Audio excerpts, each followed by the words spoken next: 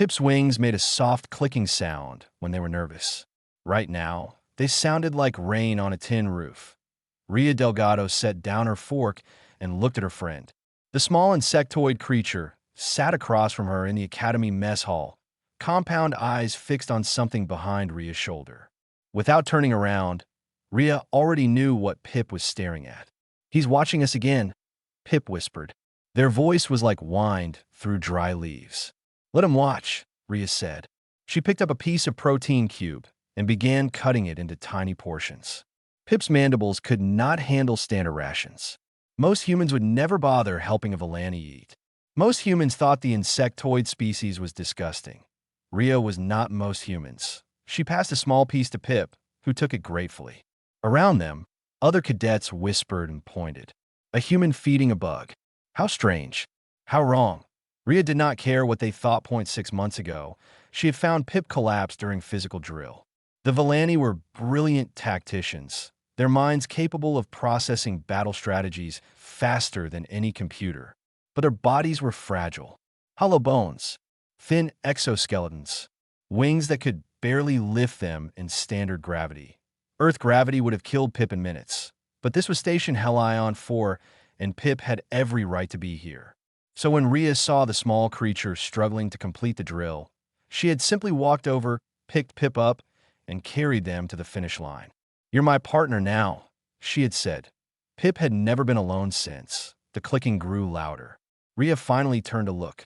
Commander Drawl OSS Tan stood at the entrance of the mess hall, his reptilian eyes scanning the room. He was Korvathi, one of the dominant species in the Galactic Union. Scaled skin, powerful tail, teeth designed for tearing meat. His kind had ruled the Academy for generations. They did not like sharing power with newer species, especially not with humans. Earth had only joined the Galactic Union 12 years ago. To most aliens, humans were still a mystery. A dangerous mystery. Earth was classified as a Class 7 Deathworld. Extreme gravity. Toxic atmosphere. Ecosystems filled with predators. The fact that humans had survived such a place made them objects of fear and suspicion. Ria was 19 years old. She weighed 60 kilograms. She could bench press twice her body weight without trying. Her bones were dense enough to crack Korvathi scales. Her reflexes were fast enough to catch a striking snake. She was small by human standards. She was terrifying by galactic standards. Commander Drawl knew this. He also knew that Ria had a weakness. A small, fragile, clicking weakness sitting right across from her. "Attention, cadets," Drawl announced. His voice echoed through the hall. "Tomorrow at 0600, all units will participate in a stress evaluation exercise. Attendance is mandatory. Pairings will be random." His eyes found Pip. He smiled. Ria felt something cold settle in her stomach. She had seen that smile before. It was the smile of a predator who had found easy prey. After dinner, Ria walked Pip back to their shared quarters. The Vellani was quiet, their wings folded tight against their back. "I could request a medical exemption," Pip said finally. "My thorax still aches from last week's drill." "No," Ria shook her head. "That's what he wants. He wants you to look weak. To prove that Vellani don't belong here." "Maybe we don't." Ria stopped walking. She knelt down, so she was eye level with Pip. The Vellani's compound eyes reflected her face back at her in 1,000 tiny fragments. "You belong wherever you want to be," Ria said. "And anyone who says different has to go through me first." Pip made a sound that might have been a laugh. "You cannot fight everyone, Ria. Watch me." That night, Pip fell asleep quickly. The stress of the day had exhausted them. Ria sat on her bunk and watched her friend's small form rise and fall with each breath. Vellani did not snore. They made a soft humming sound, like a computer running in sleep mode. Ria did not sleep. She pulled out her ceremonial blade. All humans at the academy were permitted to carry them. A cultural allowance, the administrators called it. Ria called it common sense. Humans had carried blades for 100,000 years. It was part of who they were. She began to sharpen it. The sound of metal on stone filled the quiet room. Tomorrow, something bad was going to happen. Ria could feel it in her bones. The same instinct that had helped her ancestors survive on a world that wanted them dead was now screaming at her. Danger. Danger. Danger. She looked at Pip's sleeping form. So small, so fragile, so important. Nobody touches you, Ria whispered. Ever. The blade caught the light as she turned it. Sharp enough to cut through Korvathi scales. Sharp enough to cut through anything. Ria kept sharpening until dawn. Zero gravity felt like drowning in air.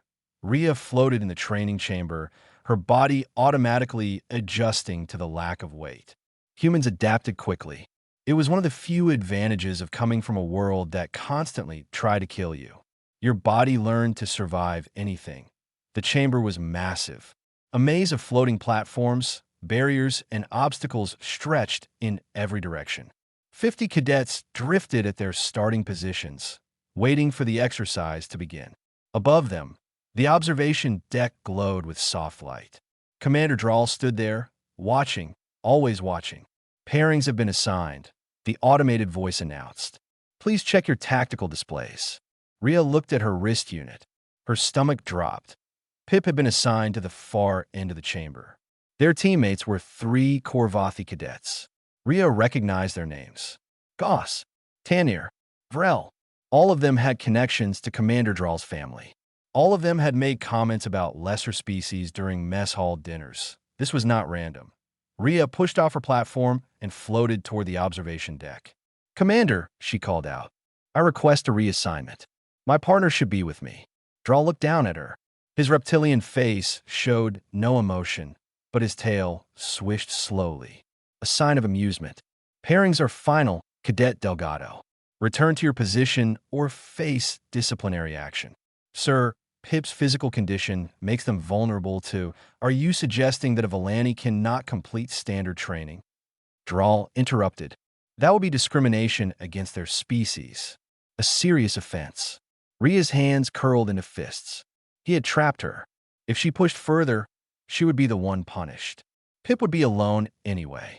Return to your position, Drawl repeated. Now, Ria floated back to her starting point. Across the vast chamber, she could barely see Pip's small form among the 3 large Korvathi. Her friend looked so small, so alone. The exercise began. Ria moved through the obstacles quickly, completing her assigned tasks. But her mind was not on the exercise. Her eyes kept drifting to the other side of the chamber. Something was wrong. The Korvathi cadets had surrounded Pip. They were supposed to be completing tactical challenges together. Instead, they were herding Pip deeper into the maze. Away from the cameras. Away from witnesses. Ria changed direction. Cadet Delgado, the automated voice warned. You are leaving your assigned sector. Return immediately. She ignored it. A scream cut through the chamber. IT was a sound Ria had never heard before. High and sharp like glass breaking. Like something delicate shattering into pieces. Pip, that Ria's body moved before her mind could think. She pushed off a platform with all her strength, launching herself through the zero-gravity maze like a missile. Other cadets scattered out her way. They had never seen a human move so fast. She found them in a corner of the maze, hidden behind floating barriers. Pip lay crumpled against a wall, their exoskeleton cracked open. Green fluid leaked from the wound. The 3 Korvathi stood over them, shock batons in their hands. Not training weapons. Real ones. Set to maximum power, Goss was laughing. Not so smart now, are you, Bug? Tanir kicked Pip's broken body. Should have stayed on your own planet. Vrel raised his baton for another strike, that he never got the chance. Ria hit him like a freight train. In zero gravity, there was nothing to slow her down. The impact sent both of them spinning, but Ria had spent months training in this environment. She twisted, found her footing on a floating platform, and launched herself at Tanir. The Korvathi was twice her size. It did not matter. She grabbed his arm and pulled. Korvathi joints were strong, but they were designed for a different kind of stress. Human hands are designed for gripping, for twisting, for breaking. Tanir screamed as his shoulder dislocated. Goss swung his baton at Ria's head. She ducked under it, grabbed his wrist, and slammed her elbow into his throat. He collapsed, gasping for air. 40 seconds. 3 Korvathi cadets. All of them down, Ria knelt beside Pip. Her friend's compound eyes were flickering, barely conscious. The crack in their thorax was deep. Too deep. Ria? Pip whispered. You shouldn't have. Quiet, Ria said. Her voice was steady, but her hands were shaking. Save your strength. She looked up at the observation deck. Commander Drawl stood at the window, his face pale. Security officers were rushing toward the door behind him. They were coming to stop her. Ria gently set Pip down, making sure they were stable. Then she stood up and looked at the observation deck. It was 50 meters above her. Straight up. No ladder. No lift. The walls were smooth metal. Ria began to climb. Her fingers found holds that no other species could use. Tiny seams in the metal. Microscopic ridges.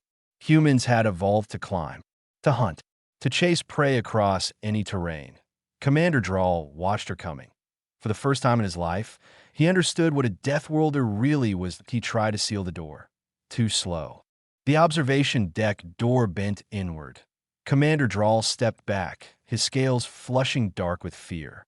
6 security officers stood between him and the entrance, their weapons raised. They were trained professionals, veterans of border conflicts. Each one had killed before.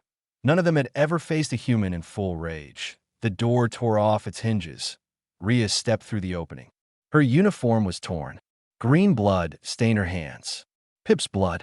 The sight of it made something ancient wake up inside her. Something that had kept her ancestors alive when saber-toothed cats hunted them, when rival tribes attacked at night, when the world itself seemed designed to kill them. Humans called it rage. The galaxy was about to learn why that word existed. Stop right there, the lead security officer commanded. You're under arrest for assault on fellow cadets. Surrender now. Ria kept walking. I said stop. He fired his stun weapon. The blue bolt hit Ria's shoulder. Her body absorbed the shock. A normal person would have collapsed. Ria stumbled for half a second, then kept moving. The officer's face went white. That was maximum setting. I know, Ria said. She reached him before he could fire again. One hand grabbed his weapon. The other grabbed his throat. She lifted him off his feet and threw him into 2 of his companions. All 3 went down. The remaining officers hesitated. That hesitation cost them everything. Ria moved through them like wine through leaves. She did not use her blade. She did not need it. Human hands were enough. Human strength was enough. In less than 30 seconds, every security officer was on the ground, groaning or unconscious. Commander Drawl stood alone that he drew his sidearm. A plasma pistol, military grade. One shot could burn through body armor. He aimed it at Ria's chest with trembling claws. Stay back, he hissed. I will shoot. Ria kept walking. I am warning you, human. I will. She took the gun from his hand. It happened so fast that Drawl did not even see her move. One moment the weapon was in his grip. The next moment it was in hers. She examined it for a second, then crushed it in her fist. The metal crumpled like paper that Drawl's mouth opened. No sound came out. You hurt my friend, Ria said. I did not touch the Villani. That was the other cadets. It was an accident. The weapons were, you gave them live batons. You put Pip with them on purpose. You set the whole thing up. You cannot prove that. Ria stepped closer. Drawl stumbled backward until his back hit the observation window. Below them, the training chamber stretched out. Cadets were staring up at the deck. Everyone was watching. Good. You think I care about proof? Ria whispered. You think I care about your rules? Your ranks? Your politics? She grabbed his arm. The same arm that had signed the training assignments. The same arm that had pointed at Pip during dinner. The same arm that had arranged for 3 bullies to have live weapons. Drawl screamed. This is for Pip, Ria said. What happened next took less than 5 seconds. The cameras recorded everything. Security teams would review the footage 100 times, trying to understand how a small human woman could do what Ria did. They would never fully understand. Humans were persistence predators. They had evolved to chase prey until it collapsed from exhaustion. Their bodies were designed for one thing above all else: never giving up, never stopping, never letting go. Commander Drawl learned this lesson the hard way. When the cameras came back online after a brief static burst, Ria was walking out of the observation deck. In her left hand, she carried something long and scaled. Something that dripped blue blood across the floor, Commander Drawl's arm. Behind her, Drawl was screaming. Medical teams were rushing toward him. Alarms were blaring throughout the station. Ria did not run. She did not hide. She walked calmly down to the training chamber, past dozens of staring cadets, past security teams too shocked to move. She walked straight to where Pip lay. Her friend was being tended by medical personnel. Pip's eyes were closed. Their breathing was shallow, but they were alive. Ria dropped Drawl's arm on the floor. "That's for touching what's mine," she said. Then she sat down beside Pip and waited for them to come arrest her.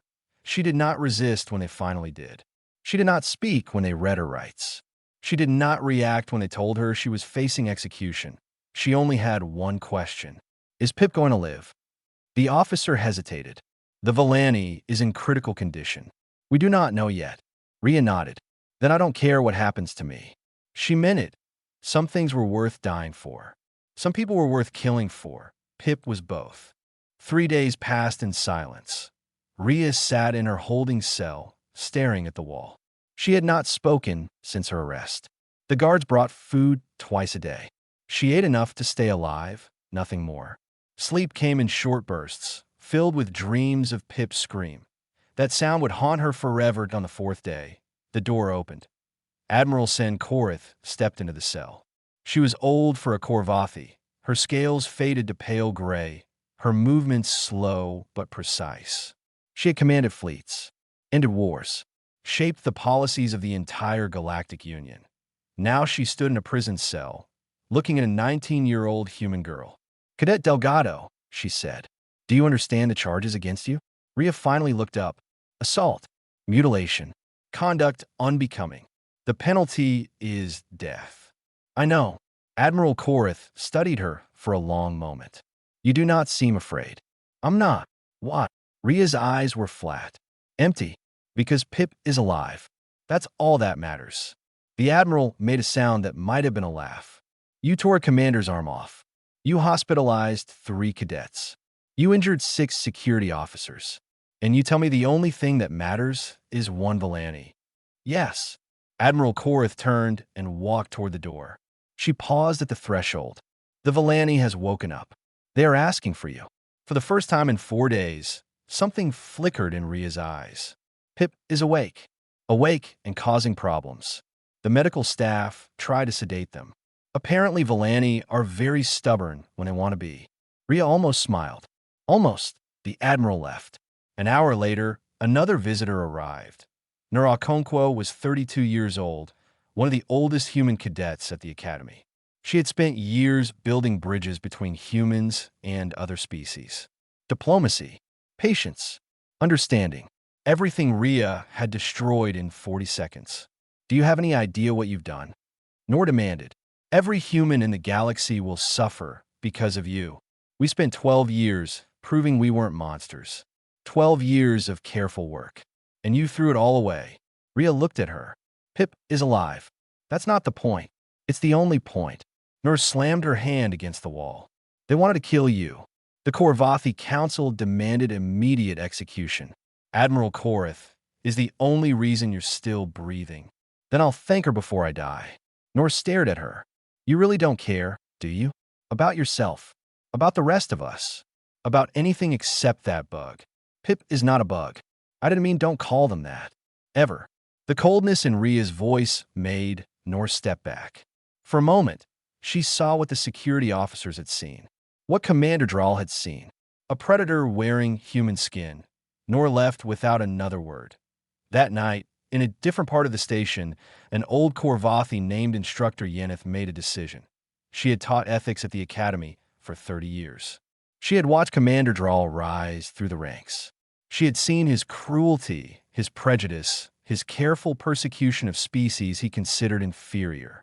She had documented everything, and she had done nothing. Fear had kept her silent. Fear of Drawl's powerful family. Fear of losing her position. Fear of becoming a target herself. But now a young human was facing death for doing what Yeneth should have done years ago. Enough was enough. Yennefer walked to Admiral Kortha's office and placed a data chip on her desk. "What is this?" the Admiral asked. "Evidence. 6 years of records. Commander Drall has orchestrated 17 accidents involving cadets from species he considered lesser, for serious injuries. 2 deaths." Yennefer's old voice cracked. "I should have spoken sooner. I was a coward." Admiral Korth took the chip. "Why now?" "Because that human girl had more courage in one moment than I had in 30 years. The least I can do is tell the truth." The Admiral nodded slowly. "This changes things." Across the station, in the medical bay, Pip was trying to walk. Their exoskeleton was wrapped in healing supports. Every movement sent pain shooting through their broken thorax. The medical staff kept telling them to rest. Pip did not listen. They dragged themselves to the door. Fell. Got up. Dragged themselves again, but a nurse rushed over. "Patient 7, you must return to bed. Your injuries are severe." Pip's compound eyes focused on the nurse with surprising intensity. "Where is Ria?" "The human? She's in the detention center." "But you can't. I need to testify. You need to heal." Pip grabbed the nurse's arm with their thin fingers. Their grip was weak, but their voice was not. "If she dies because I was resting, I will never heal. Do you understand?" The nurse saw something in those compound eyes. Determination. Loyalty. Love. "I'll get you a transport chair," she said quietly. 20 minutes later, Pip appeared at Admiral Kortha's door. Broken, bandaged, barely able to sit upright. "I need to testify," they said. Admiral Korth looked at the small creature who had dragged themselves across the station to save their friend. "Yes," she said. "I believe you do." The tribunal chamber was built to intimidate. High ceilings. Dark walls. A single spotlight on the accused. Ria stood in that light, wearing prisoner gray, her hands bound in front of her. Around her, the representatives of 12 species sat in judgment. Korvathi, Valani, Umans, others she did not recognize. All of them were watching her. The prosecutor was a tall Korvathi with silver scales. He circled Ria like a predator examining prey. "The evidence is clear," he announced. "This human attacked fellow cadets without provocation. She stormed the observation deck. She maimed a decorated commander. She has shown that humans are exactly what we feared. Savage, violent, uncontrollable." He played the footage. Ria watched herself tear through security officers. Watched herself walk toward Drall. Watched herself do what she did to his arm. The chamber was silent. "The prosecution demands execution," the Korvathi finished. "Humanity has no place in civilized space." Admiral Korth leaned forward. "Does the accused wish to speak in her defense?" Ria looked up. Her eyes were calm. "I would do it again." Murmurs rippled through the chamber. "Every time," she continued, without hesitation. "He hurt someone I love. I stopped him. That's all." The prosecutor made a disgusted sound. "You see? She admits it. She feels no remorse. No regret. She is an animal." "I have a witness," Admiral Korth interrupted. The doors opened. Pip floated in on a medical transport chair. Their exoskeleton was still cracked. Healing gel covered half their body, but their compound eyes were sharp and focused. "State your name for the record," the Admiral said. "Pip, Valani Tactical Division, Cadet First Class. You were present during the incident. Tell us what happened." Pip's voice was quiet but steady. They described the pairing that put them with 3 hostile Korvathi. The weapons that should have been training tools but were set to kill. The way Drall had watched from above, smiling. "I have evidence," Pip said. They held up a small device. "Medical scans of my injuries." The shock batons were set to frequency 9. That setting is only used in combat. It would have killed me if the blast had been 2 centimeters higher. The prosecutor stepped forward. "This proves nothing. The weapon settings were in error." "No error," Pip said. "I checked the Academy records. The weapons were signed out by Commander Drall personally. He changed the settings himself." Silence. "I also found financial records," Pip continued. "Commander Drall's family has donated significant funds to anti-human political groups. Groups that want to expel all Deathworlders from the Galactic Union." The prosecutor's scales flushed. "This is speculation. Lies from I can confirm these findings." Everyone turned. Instructor Yeneth stood at the back of the chamber. Old, fragile, but standing tall for the first time in years. I have 30 years of records, Yeneth said. Commander Drawl has targeted vulnerable cadets throughout his career. He creates situations where they are injured or killed. Then he blames them for being weak. She looked at the tribunal. I should have spoken sooner. I was afraid. This human girl was not. Commander Drawl sat in the gallery, his empty sleeve pinned to his uniform. His prosthetic arm was still being fitted. He tried to speak, but Admiral Korith silenced him with a look. Commander Drawl, she said, you're called to testify. Drawl walked to the witness stand. His movements were stiff. His eyes kept darting to Ria. Tell us about the training exercise. Admiral Korith said that Drawl's story started smooth. An unfortunate accident. A clerical error. A human who overreacted. Then Pip asked a question. Why did you smile when I screamed? Drawl froze. The cameras caught it. Pip continued. You were watching from the observation deck. When I screamed, you smiled. What? I do not. You wanted me to die? You wanted to prove that Volani are too weak. That humans are too dangerous. You wanted to destroy two species with one exercise. Drawl's composure cracked. You don't belong here. None of you do. Bugs and apes playing soldier while real warriors. He stopped. Too late. The chamber had heard enough. Admiral Korith stood. I have reached a decision. Everyone held their breath. Commander Drawl is guilty of attempted murder, abuse of power, and conduct unbecoming. He will be stripped of rank and face a separate tribunal for his crimes. Drawl's face went white. As for Cadet Delgado, the Admiral continued. The charges are reduced to excessive force in defense of another. The penalty is 1 year of supervised service. Ria blinked. Not execution. No. Admiral Korith almost smiled. The galaxy may fear humans, but perhaps that fear serves a purpose. Perhaps we need people who will do terrible things to protect the innocent. She looked at Pip, then back at Ria. Perhaps we need Deathworlders after all. The tribunal ended. Ria walked out of the chamber, her hands finally unbound. Pip floated beside her. Thank you, Ria said quietly. Pip's wings clicked softly. You saved my life. I saved yours. We are even. Ria shook her head. We're not even. We're partners. Pip made the humming sound that passed for a Volani laugh. Yes, they agreed. We are. 6 months changed everything. Ria stood at the viewport of the patrol ship's steady wing, watching stars drift past. Her uniform was different now. No longer cadet gray, but officer blue. Her rank insignia showed a single stripe. Not much, but more than she had expected after everything that happened. Behind her, the soft click of Volani wings announced Pip's arrival. Thinking deep thoughts, Pip asked, just watching the void. Pip floated up beside her. Their exoskeleton had fully healed, though a faint scar remained across their thorax. A permanent reminder of that day in the training chamber. Some scars never fade completely. They wore matching uniforms now. Admiral Korith had assigned them to the same ship. A small gesture, but it said everything. The galaxy was learning that some bonds could not be broken by species or size or politics. The crew is still afraid of you, Pip observed. Ria shrugged. Let them be afraid. It's been 6 months. You haven't hurt anyone. They don't know that. Pip made their humming laugh. The famous Deathworlder. Terror of commanders everywhere. Sitting quietly and staring at stars. I like stars. You like being left alone. Ria almost smiled. That too. The ship's comms system crackled. All hands, this is the bridge. We're receiving a distress signal. Source is a Volani colony transport. They report raiders approaching. Pip's wings stopped clicking. Ria turned to look at them. Her friend's compound eyes had gone wide.